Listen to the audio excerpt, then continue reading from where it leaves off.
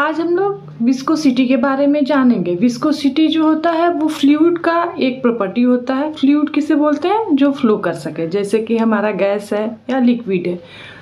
अब ये जो लिक्विड या गैस होता है, जब वो किसी स्टेशनरी प्लेन में होता है तो वहाँ पे उसकी स्पीड जो होती है वो 0 होती है। जैसे अगर हम एक बकेट लें और उसमें वाटर लें और उसको हम लोग क्या करें, हिला दें, तो आप देखिएगा कि थोड़ी देर बाद वो क्या हो जाता है, फिर जो है वो पूरा का पूरा जो वाटर होता है वो रेस्ट में आ जाता है। ऐसा क्यों होता है? क्योंकि कोई ना कोई भी एक्शन जब अगर हम कर रहे हो, अगर किसी चीज़ में हम स्पीड दे रहे हैं तो वो कब तक नहीं रुकेगा, जब तक हम उसके रोकने के लिए उसके अपोज में कोई फोर्स ना लगाए।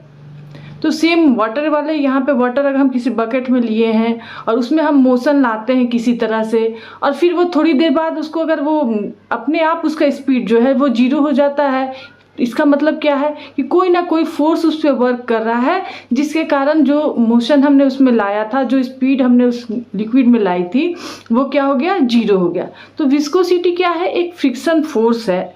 लिक्विड के केस में अगर हम बात करें तो जो आपस में जो लिक्विड के लेयर्स होते हैं उसके बीच में उस मोशन को वो अपोज करता है। जैसे हम लोग अगर सॉलिड में फ्रिक्शन इसके पहले पढ़ते हैं तो हम लोगों ने क्या देखते हैं कि ये एक सरफेस होता है जिस पे कोई भी ऑब्जेक्ट अगर हम रखते हैं और इसमें एक फोर्स हमने लगाया तो ये आगे की तरफ मूव करेगा। लेकिन ये क्या होगा, फ्रिक्शन फोर्स की वजह से ये थोड़ी देर बाद जाके ये जो हमारा यहाँ पे हमने जो कुछ भी रखा है वो क्या हो जाएगा, वो जाके स्टॉप हो जाएगा। क्योंकि ये फ्रिक्शन फोर्स क्या कर रहा है, ये जो जहाँ पे इस कांटेक्ट है इस ऑब्जेक्ट का इस सरफेस के साथ, वहाँ पे लगता है और इस मोशन का वो अपोज करता है। तो सेम इसी तरह से क्या होता है लिक्विड में भी, जो स्टेशनरी लेयर्स, जो स्टेशनरी प्लेन होता है, वहाँ पे जो लिक्विड होता है वो उसका मोशन जो होता है वो 0 होता है। और ये क्या करता है, अपोज करता है अपने ऊपर वाले लेयर्स के बीच के मोशन को, जैसे कि फ्रिक्शन फोर्स हमारा वर्क करता है। सेम मान लीजिए कि हमने एक स्टेशनरी प्लेन लिया, जैसे यहाँ पे हम लोग देख रहे हैं, ये एक स्टेशनरी प्लेन है, ठीक है। तो यहाँ पे जो लिक्विड का जो लेयर होगा वो उसका स्पीड 0 होगा, और उसके ऊपर जो हमारा लिक्विड का लेयर होगा, चूंकि अगर हम लिक्विड लेते हैं तो कुछ वॉल्यूम में लेंगे और उसको हम लोग मानते हैं कि ये डिफरेंट लेयर में होता है, उससे ऊपर की लेयर की तरफ हम चलते जाएं, जैसे ऊपर की तरफ जाएंगे वैसे वैसे धीरे धीरे क्या होगा, स्पीड जो है इंक्रीज करेगा। हर लेयर जो दूसरे लेयर को क्या कर रहा है, दूसरे लेयर के मोशन का अपोज कर रहा है। अगर हम ऊपर के लेयर को देखें जो यहाँ मूविंग लेयर है, तो उसके नीचे वाला जो ये लेयर है ये क्या कर रहा है, इसके मोशन को अपोज कर रहा है। वो चाह रहा है कि इसका स्पीड जो है, इसका मोशन जो है वो कम हो जाए। वैसे ही सबसे नीचे वाला जिसका जो स्पीड जो है 0 है, वो अपने ऊपर वाले लेयर के मोशन को चाह रहा है कि हम कम कर दें, जो भी स्पीड ऊपर वाले का है। इस तरह से हर एक लेयर जो है वो दूसरे लेयर के लिए क्या करे, उसके मोशन को अपोज कर रहा है। जैसे हम लोग फ्रिक्शन में देखते हैं कि जहाँ पर भी कांटेक्ट होता है, जैसे अभी हमने देखा एक सरफेस था, सरफेस के ऊपर हमने एक ऑब्जेक्ट रखा, तो इस कांटेक्ट वाले प्लेस पे क्या करता है, फ्रिक्शन फोर्स लगता है, जो मोशन के इस ऑब्जेक्ट के मोशन को क्या करता है, अपोज करता है। ये मोशन में कैसे ऑब्जेक्ट आता है, जब हम इस पर कोई फोर्स लगाते हैं। सेम यहाँ पर भी चीज़ होता है कि यहाँ पर भी अगर हम यहाँ पे फोर्स लगाया, कुछ दिया, जिसके कारण यहाँ के जो लिक्विड के मॉलिक्यूल थे वो मोशन में आ गए, तो उसके नीचे वाला जो लेयर होगा वो क्या करेगा, इसके इस मोशन को रोकेगा। तो चलिए हम लोग थोड़ा सा डिफाइन भी कर लें। A liquid may be considered to be consisting of molecular layers arranged one over the others when a shearing force is applied to liquid it flows. जो हम लोगों ने अभी बात की थी कि जैसे हमने ऑब्जेक्ट की बात की थी कि वो कब मोशन में आता है, जब हम उस पर कोई फोर्स लगाते हैं। वैसे ही लिक्विड का लेयर भी जो होता है उसको हम लोग मान सकते हैं लिक्विड जो है वो लेयर में है, और हर लेयर में क्या है, मॉलिक्यूल्स जो है अरेंज है। जब हम इस लेयर पे कोई फोर्स लगाएंगे, जब हम इस लेयर पे कोई फोर्स लगाएंगे, जैसे यहाँ पे अगर हम फोर्स लगाएंगे तब ये क्या होगा, इस लेयर में एक मोशन आएगा। और लेकिन उस मोशन का उसके नीचे वाला जो लिक्विड का लेयर होगा, यहाँ पर अगर हमने फोर्स लगाया, इसमें कुछ स्पीड आया, तो इसके नीचे वाला जो लेयर होगा इस मोशन का क्या करेगा, इस मोशन का अपोज करेगा, और यही अपोज जो करेगा, जो फ्रिक्शन फोर्स है लिक्विड के बीच, उसे हम लोग विस्कोसिटी के नाम से जानते हैं। However the force of friction between the layer offers resistance to the flow. क्या करते हैं, जो ये लेयर के बीच में ये फ्रिक्शन फोर्स काम करता है, वो क्या करता है, धीरे धीरे जो मोशन होगा, जो स्पीड होगा लेयर्स का, उसको कम कर देता है। विस्कोसिटी को अगर हम डिफाइन करें, यही क्या है, ये विस्कोसिटी है। जो फ्रिक्शन फोर्स होता है लेयर्स के बीच में लिक्विड के, वो क्या है, विस्कोसिटी है। तो viscosity of a liquid is measure of its friction resistance. मतलब जैसे हम सॉलिड की बात करते हैं, वहाँ पे फ्रिक्शन फोर्स काम करता है, वैसे लिक्विड या फ्लूइड की अगर हम बात करें तो उनके लेयर्स के बीच में विस्कोसिटी वर्क करता है। वो क्या है, विस्कोसिटी क्या है, एक फ्रिक्शन फोर्स ही है, फ्रिक्शन रेसिस्टेंस ही है। मान लीजिए कि हमारे पास एक लिक्विड है, इसका हमने 2 लेयर लिया है, इन दोनों लेयर के बीच का जो डिस्टेंस है वो dx है। ये हमारे पास एक लिक्विड है और इस लिक्विड के 2 लेयर को हम लोगों ने लिया है, जिसका एरिया जो है a है, और इन दोनों के बीच का डिस्टेंस क्या है, dx है। ये क्या है, दोनों लेयर के बीच का डिस्टेंस क्या है, dx है। नीचे वाला लेयर जो है उसकी वेलोसिटी v है, और जो अपर वाला लेयर है उसकी वेलोसिटी क्या होगी, नीचे वाले लेयर से थोड़ा सा ज़्यादा होगी, dv प्लस dv है। हमने क्या किया, जो ऊपर वाला लेयर है उसकी स्पीड थोड़ी ज़्यादा है नीचे वाले लेयर की से, और वो कितने के बराबर है, v प्लस dv के बराबर है।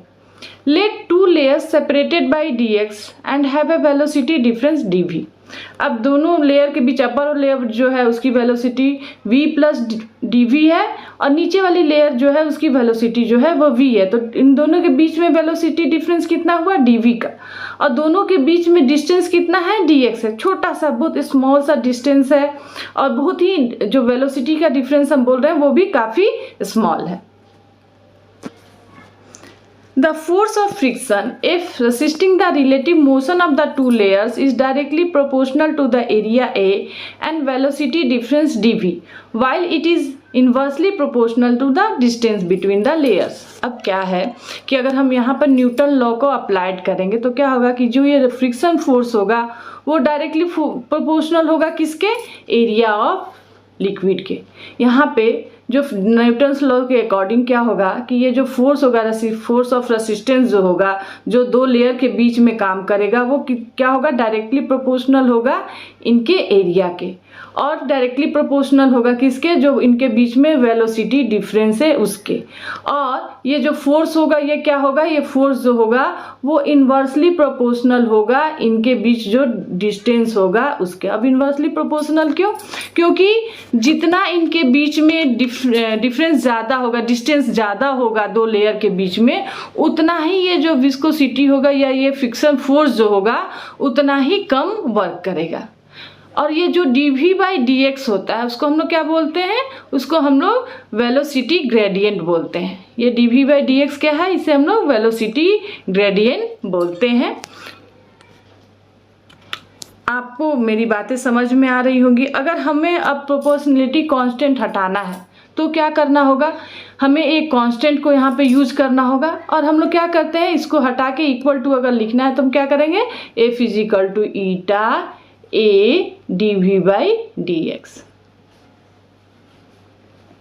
अब यही ईटा जो है इसे हम लोग विस्कोसिटी कोफिशिएंट बोलते हैं, जो पर्टिकुलर लिक्विड के लिए उसका कैरेक्टरिस्टिक प्रॉपर्टीज होता है। जैसे अगर हम वाटर लें तो वो अगर हम किसी सरफेस पे अगर उसको फ्लो कराएं तो ज़्यादा दूर तक फैलेगा, लेकिन वहीं पर अगर हम हनी ले तो वो क्या होगा, वो कम दूर तक फ्लो होगा।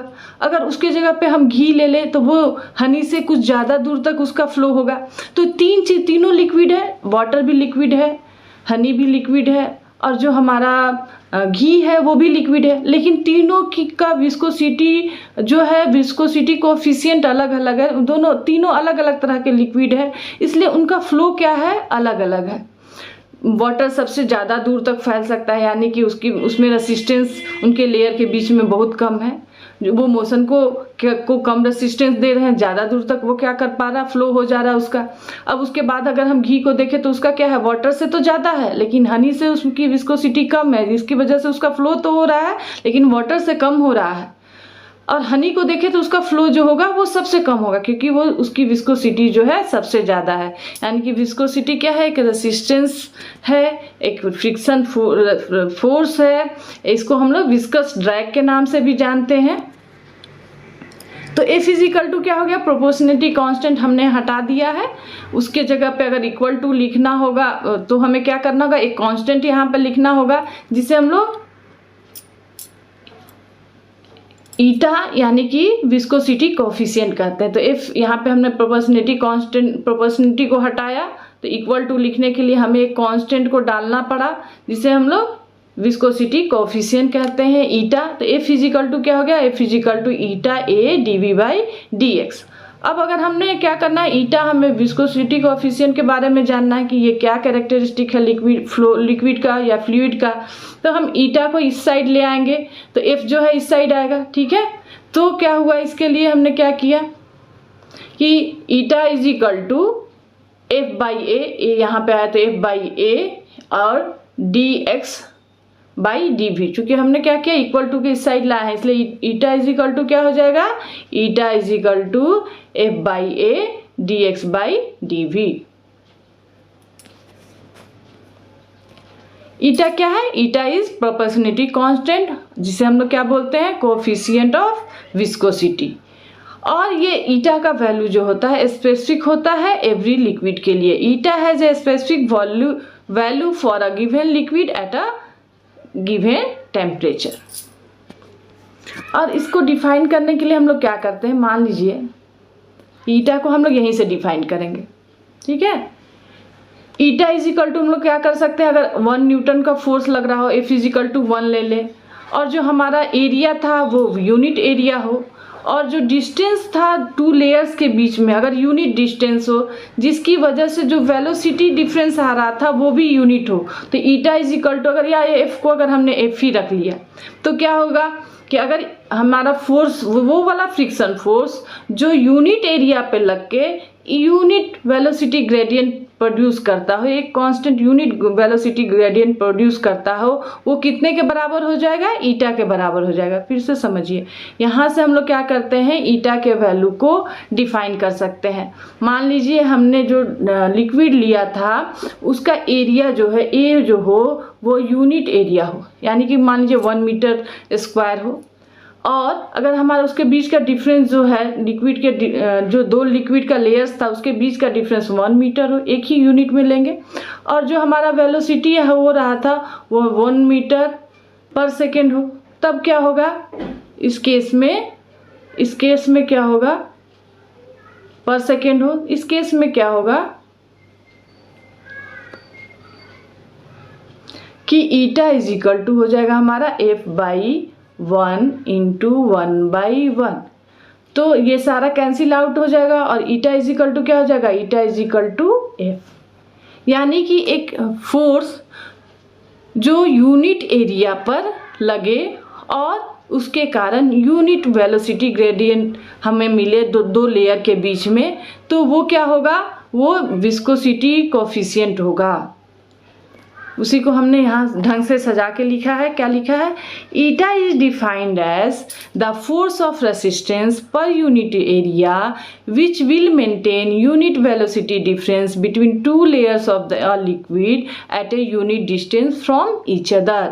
सारे को अगर हम यूनिट कर दे तो जो फोर्स हमें मिलेगा, फोर्स ऑफ फ्रिक्शन जो हमें मिलेगा वो क्या होगा, वो ईटा के बराबर होगा, वो विस्कोसिटी कोफिशिएंट के बराबर होगा। और ये जो रेसिप्रोकल होता है विस्कोसिटी का उसे हम लोग फ्लूइडिटी बोलते हैं, और इसे हम फाई से डिफाइन करते हैं, phi is equal to 1 by eta. The reciprocal of viscosity is called fluidity and is denoted by phi. अब क्या है, मेन जो यहाँ पे क्वेश्चन आता है वो क्या है, यूनिट क्या होगा विस्कोसिटी का। तो हमने देखा था कि viscosity eta is equal to क्या था, eta is equal to F by A dx by dv। F क्या है, फोर्स है, A क्या है, एरिया है, dx क्या है, डिस्टेंस है, एंड dv क्या है, वेलोसिटी है।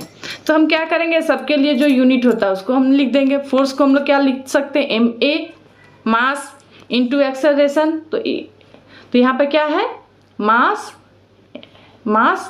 और A क्या होता है, लेंथ।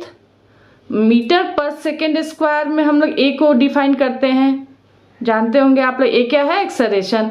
तो लेंथ इंटू टाइम पे पावर -2। वैसे ही एरिया क्या है, एरिया जो होता है मीटर स्क्वायर यानी कि लेंथ का स्क्वायर, डिस्टेंस लेंथ, और वेलोसिटी क्या है, लेंथ पर यूनिट टाइम। इस तरह से अगर हम सबको क्या कर दें, सॉल्व करेंगे तो हमारे पास क्या निकल के आएगा, eta is equal to mass into length पे पावर -1 एंड टाइम पे पावर -1। कैसे हमने किया, सिंपल है, यहाँ से ये लेंथ और ये लेंथ जो होगा ये कैंसिल आउट हो जाएगा। ये टाइम जब ऊपर जाएगा तो ये टाइम यहाँ पे -2 जो था वो -1 में कन्वर्ट हो जाएगा। ये लेंथ और ये लेंथ कम कैंसिल आउट हो जाएगा, तो यहाँ पे एक लेंथ बचा रह जाएगा। तो क्या हो गया, मास इंटू लेंथ पे पावर -1 यहाँ के कारण, और यहाँ पे टाइम चूंकि ये ऊपर चला गया था तो -2 + 1 इज इक्वल टू -1। तो आप आराम से ईटा की का यूनिट क्या होगा इसको हम लोग डिराइव कर सकते हैं। सीजीएस में क्या होगा, मास जो होता है ग्राम में लेते हैं, लेंथ क्या में लेते हैं, सेंटीमीटर में, और टाइम को सेकेंड में। और इसके लिए हम लोग एक वर्ड यूज करते हैं, ग्राम पर सेंटीमीटर पर सेकेंड के लिए पॉइजली एक साइंटिस्ट थे, उन्हीं के नाम पे हम लोग इसको रखा गया है। और इसको पी से शॉर्ट में पी से डिनोट करते हैं। और एसआई यूनिट क्या होता है इसका, ग्राम, मास को तो हम लोग केजी में लेंगे, लेंथ को मीटर में लेंगे और टाइम को सेकंड में लेंगे, तो केजी पर मीटर पर सेकंड।